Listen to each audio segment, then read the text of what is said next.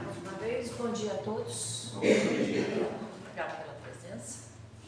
Eu vou tentar fazer aqui uma palestra simples, mas tentando passar o recado que é muito importante dentro de uma casa espírita. A minha proposta é falar sobre o valor da vida. Mas eu também vou ler aqui um texto, que é com base nele, que eu também vou conversar um pouco com vocês. E esse texto chama-se A Proposta de Calypso, que eu retirei aqui da revista RI. Não sei se todos conhecem essa revista espírita. Essa daqui é antiga, ela é de 2017. E o elemento, a pessoa que fez aqui a reportagem chama-se Ricardo Orestes Forni. Então é a Proposta de Calypso. Eu vou ler e a gente comenta um pouco e conversa um pouco sobre isso. Para entendermos a proposta da deusa Calypso, da mitologia grega, feita a Odisseu ou Ulisses, que era o guerreiro da guerra de Troia, nós vamos recordar alguns acontecimentos. Segundo narra a mitologia, bem entendido. Ulisses voltava da guerra e o seu navio naufragou e foi parar na ilha paradisíaca onde vivia Calypso. E nessa convivência os dois se apaixonaram. O tempo passou, mas daí Calypso relembrou que ela é imortal, mas Ulisses não era. Ulisses ficaria velho e conheceria a morte. Então ela fez uma proposta a Ulisses. Você toma o néctar da vida, a que te prolongará e você nunca mais morrerá. E ficaremos aqui juntos na ilha. Aí Ulisses repensou e falou, não, eu quero voltar para a minha família. Eu quero continuar sendo mortal. Então, ele seguiu o caminho dele. Então, com base nessa proposta, o Ricardo Orestes fez uma adaptação e ele pede o seguinte: vamos imaginar que estamos todos desencarnados, por mais difícil que isso possa ser, vamos imaginar que estejamos todos encarnados, mas estamos todos na colônia Nosso Lar. Colônia Nosso Lar, acredito que aqui todos conhecem? Já ouviram? Então, ela é dita como uma colônia maravilhosa, não é? Então, imagine que estejamos lá e estamos ali protegidos pelos espíritos protetores superiores, mas aí nos fazem a pergunta: você quer ficar aqui para sempre? E aí você não precisa nunca mais reencarnar? Ir lá verificar as dificuldades da vida e crescer moralmente? Qual que é a sua opção? Ficar aqui na paz, na tranquilidade do nosso lar ou reencarnar novamente? Qual a sua opção? O que você faz? Oi? Reencarnar novamente seria o mais lógico, não é? Afinal de contas, o que significa a reencarnação para nós? Reencontro com a espírito. E além dos reencontros, Possibilidade de evolução. oi? Não entendi o que você Possibilidade de evolução, claro. Por este motivo, a reencarnação, ela é necessária para nós. Não basta nós dizermos, não, aqui está muito bom, eu vou trabalhar aqui no nosso lar. Claro, a gente deve trabalhar sempre que estejamos aonde estivermos, mesmo que desencarnados. Mas a reencarnação é fundamental para o nosso crescimento. Então, vamos imaginar, reencarnamos, queremos, pedimos e, aliás, entramos na fila para chegar à nossa vez de reencarnarmos. Que sabemos também por várias leituras que é um processo longo para conseguirmos uma nova reencarnação. Não é uma coisa que a gente decide, não é assim que funciona. Existe todo um planejamento para que possamos reencarnar, talvez ter filhos ou não, mas com determinadas pessoas, com as quais com certeza já convivemos alguma vez e temos ali algumas dívidas a serem resgatadas. Por isso a nossa convivência. Então nós queremos, nós batalhamos, nós pedimos, muitas vezes eu diria até por base em leituras, principalmente nos livros de André Luiz, preciso reencarnar, quando vai chegar a minha vez? Por favor. Então é uma coisa que nós pedimos. Então se nós pedimos para reencarnar, e reencarnamos, e temos ali a vida todinha planejada para convivermos com este, com aquele, ser minha filha desta, irmão deste, casar com aquele, ter a esposa ou ter o marido, tudo planejado de acordo com aquilo que precisamos. Mas, meu Deus do céu, então se assim é, se nós planejamos, por que razão nós reclamamos? Então eu vou aqui ler algumas perguntas que esse Ricardo Estes projetou aqui para a gente entender. E ele fala assim, até vou ler aqui antes. Se decidirmos que preferimos deixar nosso lar e enfrentar os problemas que nós mesmos semeamos em nosso caminho evolutivo, vamos então a alguns questionamentos. Por que reclamamos tanto da esposa que não consegue ser a mulher perfeita ou do marido que não é o homem dos dourados sonhos? Por que reclamamos tanto do trabalho que os filhos nos dão? Os filhos, nossa, às vezes a gente pede tanto para ter filhos, às vezes é difícil tê-los, fazemos tratamentos. E quando eles nascem, a gente reclama do trabalho que eles estão dando. Reclamamos do trabalho que os filhos nos dão, que são espíritos como nós, em caminhada evolutiva, com seus erros, defeitos, e acima de tudo, como nós, com o direito de exercer o livre-arbítrio. Porque reclamamos do trabalho que nos proporciona o ganho do pão de maneira honesta, mas sempre na cobiça de querer ganhar mais. Não está bom isso, eu tenho que ganhar mais. Porque reclamamos da mínima enfermidade que nos visita. Se sabemos que muito bem que os desequilíbrios espirituais dos quais somos portadores se refletem no corpo físico, que é o mero instrumento de trabalho que a misericórdia divina nos proporciona. E quantas vezes nós já ouvimos, e espero nunca poder falarmos assim, mas a doença vem, vamos prestar atenção se pelo menos não vem no pensamento.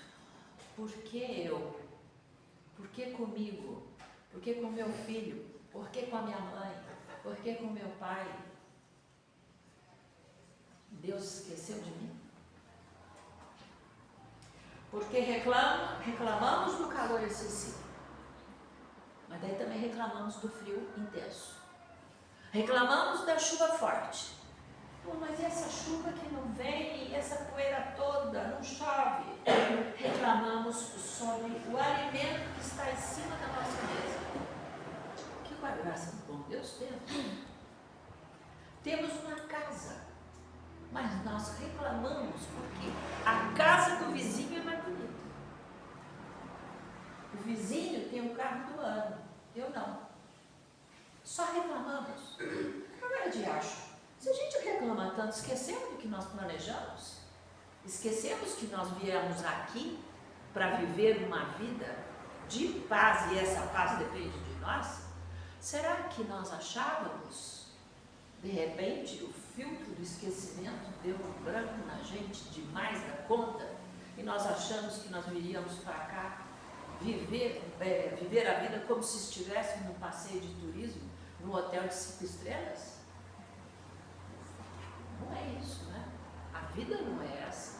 Que valor nós estamos dando para a nossa vida quando nós reclamamos do jeito que reclamamos de tudo que nós temos? Puxa, essa blusa, eu uso ela, mas na verdade eu queria ter uma melhor. Batalhe para ter uma melhor, não é errado. Pare de reclamar.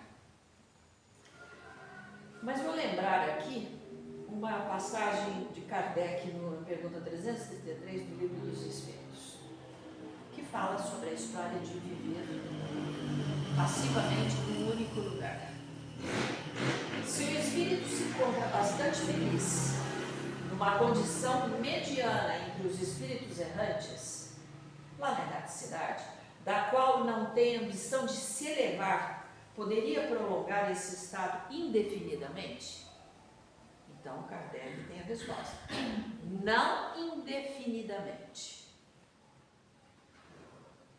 O progresso é uma necessidade que o espírito experimenta. Cedo ou tarde, todos devem elevar-se. É seu destino.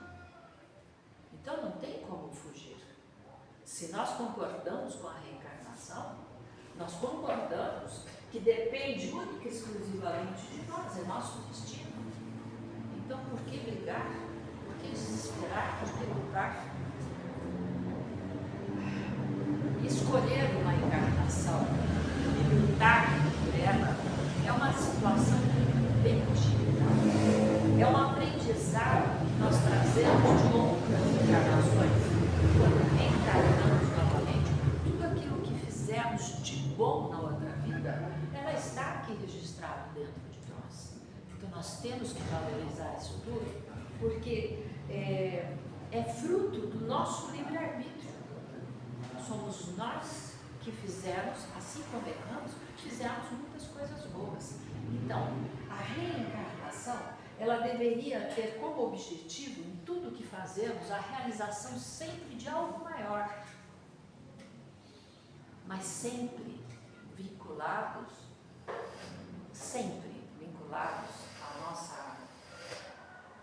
aos nossos ensinamentos maiores, que são os mandamentos de Deus. Jamais nos desligarmos disso. E, acima de tudo, lembrarmos de tudo que Jesus fez por nós e seguirmos o seu caminho. A reencarnação é necessária para nos corrigirmos. Então, sempre lembrarmos de Jesus. Tudo que ele fez, tudo que ele sofreu. E Jesus alguma vez reclamou na vida? Tem alguma passagem que mostra ele reclamando? Nenhuma. Jesus nunca reclamou. Jesus nunca teve uma mágoa dentro do seu coração. Ao contrário. E fez tudo isso para servir de exemplo para nós. E, no entanto, nós reencarnamos e reclamamos. E só reclamamos. Tudo bem, Caio? Mas é estranho não aqui, não. E só reclamamos. Então, por que razão que às vezes as coisas não dão muito certo na nossa vida? Porque nós direcionamos, às vezes, para situações muito comodistas. Nós queremos aquilo que é de imediato. Eu quero resolver esse problema hoje. Meu desejo é esse. Não se preocupa com o resultado disso. E aí, o que nós fazemos? Às vezes fazemos más escolhas. Desculpa, como você agora, de vida. Fazemos más escolhas. E são essas más escolhas ao longo da nossa vida. Eu tenho aqui, obrigada. Ao longo da nossa vida, que nós trazemos como complicômetro, dificuldade. Então a gente vai arrastando isso, vai levando essas dificuldades em razão das escolhas, lembrando sempre, em razão das escolhas feitas, das más escolhas. E muitas vezes nós chegamos a dizer que nós somos abandonados pela criação divina. É muito comum a gente também ouvir isso. Isso, gente, é uma blasfêmia pura. Porque jamais, nenhum filho, por mais bandido que ele seja, nenhum jamais será esquecido por Deus. Porque todos, indistintamente, somos filhos dele. Todos, indistintamente, somos irmãos de Jesus. E temos a proteção deles em todo o tempo. O problema somos nós, que às vezes nos desligamos e achamos que não, fui abandonada. Então isso é pura falta de fé. Ninguém que tem um pouquinho de fé verdadeira toma essa atitude. Então vamos relembrar o que diz o Evangelho, segundo o Espiritismo, sobre fé. A fé é a virtude que desloca montanhas, isso disse Jesus. Todavia, mais pesados que as maiores montanhas, jazem depositados no corações dos homens a impureza e todos os vícios que derivam da impureza. Então, o nosso coração às vezes está supercarregado por não acreditarmos, por não termos fé, carregado de coisas negativas. Além das coisas negativas, eu vou usar aqui um exemplo de um grande palestrante que se chama Maurício Barros, que eu gostei muito de ouvir isso. Nós, em face da falta de fé, da forma como vivemos, às vezes alguém fala alguma coisa para a gente, vou pegar minha amiga Luzia aqui como exemplo, passo perto dela, na rua, e ela nem olha para mim. Mas como assim? Somos tão amigas. Eu já fiz tanta coisa por ela. E ela passa por mim e nem me olha. Esse tipo de exemplo, ou qualquer outro, liguei para fulano, ele não me deu a menor atenção, desligou o telefone. Isso cria o quê? Aquele sentimento ruim dentro da gente em relação à pessoa ou à situação que aconteceu. Isso chama-se mágoa, na visão de Maurício Barros. E eu gostei dessa explicação. E é verdade, nós criamos mágoas dentro de nós. Isso acumula, isso vai pesando dentro da gente e chega num momento que às vezes eu sou capaz de passar por ela e falar assim, também não vou olhar para ela. Quer dizer, tentando pagar com a mesma moeda. Quer dizer, vingança. Não puramente uma vingança, mas numa atitude que, dependendo do caso, você faz isso crescer, isso é muito ruim. Então, essa mágoa que nós criamos dentro de nós, ela precisa desaparecer. Como diz meu amigo Maurício, é uma mala sem alça velha, super pesada, que a gente está carregando e não se dá conta de que esse peso dentro da gente somos nós mesmos que colocamos, nós mesmos que fazemos em face das coisas que criamos. Porque qual seria o mais correto? Ô, Luzia, o que está acontecendo com você? Você passou perto de mim e nem me viu. Ela talvez falasse assim, nossa, Márcia, desculpa. Estou tão atrapalhada com os meus problemas, me perdoe. Talvez tenha um motivo. Aquilo que o outro fez, talvez esteja ali embasado numa situação momentânea, muito preocupante para ela, e que lamentavelmente não se deu conta do que fez. Então presta atenção, porque nós também podemos fazer as mesmas coisas. Podemos, de repente, não dar uma atenção devida. Nossa, nem tinha visto você, desculpa. Puxa vida, agora eu estou vendo. Bom dia, como você está? E é um grande amigo meu. Então nós somos capazes de fazer. Mas nós somos mais capazes de olhar o que os outros fazem. E aí nós vamos sofrendo. E a vida vai levando, arrastando, se arrastando, se arrastando. E sempre reclamando. E nós pedimos para reencarnar, com o objetivo de valorizar tudo aquilo que nós temos, apesar das dificuldades que todo mundo tem. Mas mesmo assim, às vezes a gente acha que a minha vida só vai ser boa o dia que os zeros na minha conta bancária forem enormes. Porque o outro tem. Mas eu ainda não tenho. Estou sempre vírgula 00. Nada antes. Então, vai batalhar. O erro não é mudar. O erro não é desejar. O erro não é buscar. Mas o erro é querer comparar, imitar, de forma que você não tenha condições de suportar. Você tem que fazer aquilo que você pode, que você deve, que você seja capaz de bancar.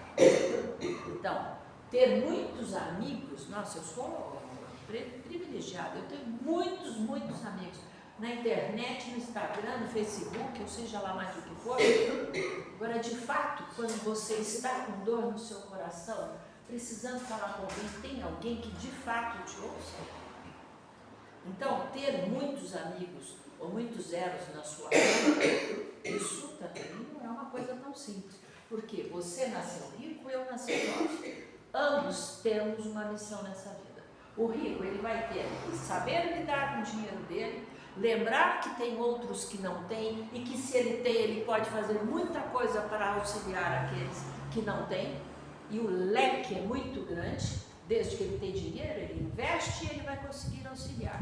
Mas ele precisa também aprender a não ser soberbo, orgulhoso, botar um chapéuzinho na cabeça e dizer, eu sou.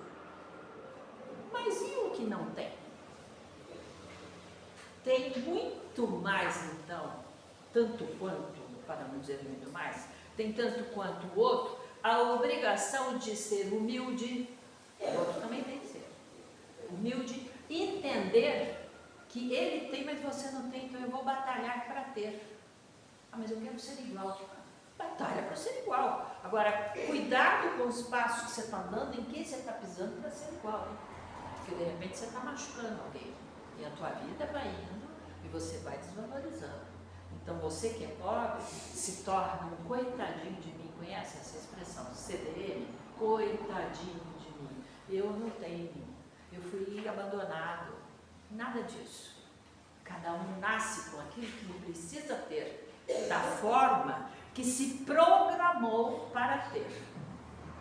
Então, é nisso que temos que nos embasar, porque está certo que passamos pelo filtro do esquecimento, mas está aqui, está registrado dentro de nós.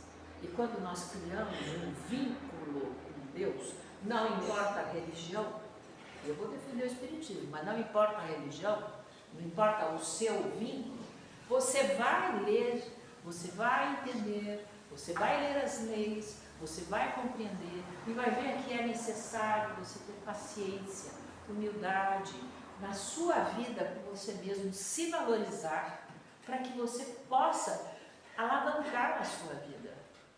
E não simplesmente ficar arrastando. A vida não é fácil para ninguém. Principalmente nos dias de hoje, politicamente, muitas viravoltas, muitas alterações, financeiramente também. Mas nós estamos aqui, nós escolhemos isso.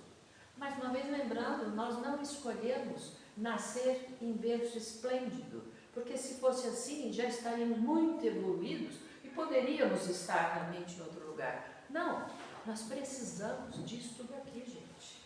Então não adianta reclamar, nós temos que viver. Mas eu já falei aqui como as pessoas podem considerar a vida.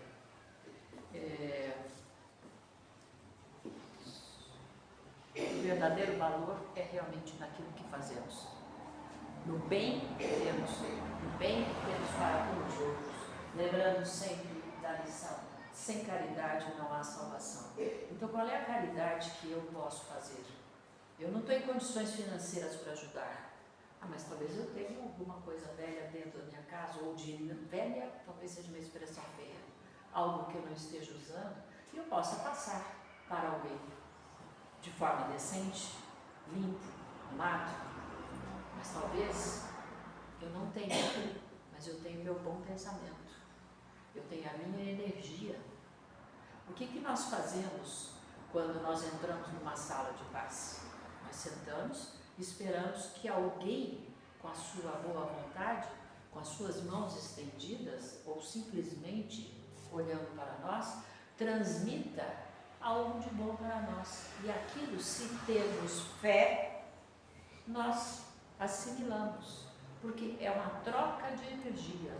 O médium, normalmente, ele é só o intermediário de toda uma espiritualidade que vem através de mim, intermediária, transmitir o passe para essa pessoa. Mas eu estou aqui, eu estou agindo de boa vontade, de boa fé. Então eu estou fazendo caridade também. Mas eu tenho que querer fazer de coração, porque senão não vai adiantar. Fazer por obrigação é arrastar a vida, malas no coração pesado, e fica cada vez mais difícil. Uma hora nós vamos ter que desencarnar. E na hora que nós nos desencarnarmos, nós vamos lembrar disso tudo. E daí, mais uma vez, nós vamos falar, eu devia ter feito. Deus. E novamente vamos entrar na fila e é esse ciclo, né? Esse ciclo. Só que a gente precisa tomar cuidado para que esse ciclo não seja sempre assim. E às vezes tomar cuidado de ficar na mesmice. Nós temos que crescer. E isso tudo demora, leva tempo. Não é de uma hora para outra que as coisas acontecem. Mas o cuidado que nós temos que ter muito grande eu gosto de lembrar dos surfistas. Nós gostamos de olhar o mar azul, bonito, aquela areinha branca na praia, aquelas marolinhas, né? Que vida maravilhosa é essa! Até que começam aquelas ondas catastróficas que a gente se assusta e às vezes não consegue dominá-las. Então, eu lembro do surfista. Surfista, quantos caldos ele não deve ter levado, quanta areia ele não deve ter engolido, até ele ter controle sobre a sua prancha para poder ficar ali em cima no equilíbrio e vencer aquelas ondas imensas e sair tranquilo e voltar para a praia de areias branquinhas. Essa é a nossa vida, essa comparação que eu quis fazer. A dificuldade está em nós batalharmos e não desistirmos e lembrarmos que se estamos aqui todos, porque somos capazes, temos condição. Então, não desistamos. Paremos para pensar no nosso dia a dia o que nós fazemos. No final do dia, vocês já devem ter até ouvido isso de nossa amiga Carlota. Adora falar isso e com toda a razão eu concordo com ela. O que eu fiz no final do dia? O que eu posso melhorar? Para que eu possa superar as ondas grandes da vida que sempre existirão até o nosso último momento de vida. Depende só de nós. Apenas só de nós. Você me dá licença, eu vou ler mais um texto que eu achei muito bonito, que é a bênção do livre-arbítrio. Vivemos boa parte do nosso tempo na Terra, agindo ou reagindo instintivamente a tudo e com todos que conosco compartilham e interagem no cenário terreno. Isso é fato, mas também é a garantia de proteção e movimentação da vida. Como parte da nossa constituição física humana, mas a consciência e centelha divinas, que em essência e fundamentalmente nos garante o avanço, o progresso, o bem-estar e a paz interior para chegarmos ao reino dos céus, está então anunciado por Cristo, sendo certo que colhemos hoje o que plantamos ontem e colheremos amanhã o que plantarmos hoje. Daí a importância da boa livre escolha sempre presente em nós. Boa e livre escolha. Se não se sente feliz com a atual situação, poderá escolher mudá-la para melhor. Você pode, mas não é fácil mudar. Nossos procedimentos, ações e reações automáticas no dia a dia, assim, a sua fé e persistência se impõem. Acredite sempre que, se você quiser e trabalhar bem e para o bem, poderá mudar e melhorar sempre a sua situação atual. Tente mudar. Invente ser diferente e faça o seu dia de hoje, no mínimo, um pouco melhor que o dia de ontem. Todos nós podemos. Nós temos capacidade para isso. Deus nos capacitou para isso. Mas vou lembrar também a frase do Chico Xavier.